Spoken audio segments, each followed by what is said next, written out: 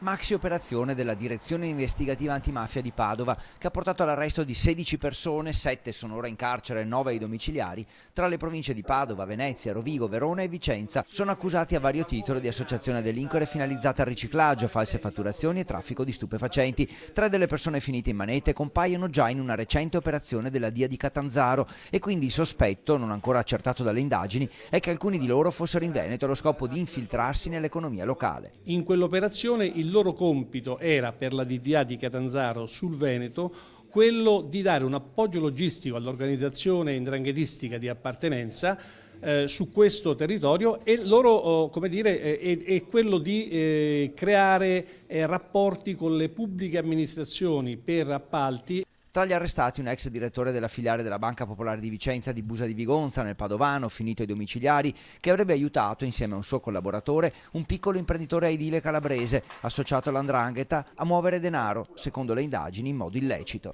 Tra gli arrestati ci sono anche 2 bancari, perché hanno favorito con i loro comportamenti, pur sapendolo, uno dei principali indagati dell'attività. Gli investigatori hanno sequestrato complessivamente beni tra immobili, auto e moto per 800.000 euro.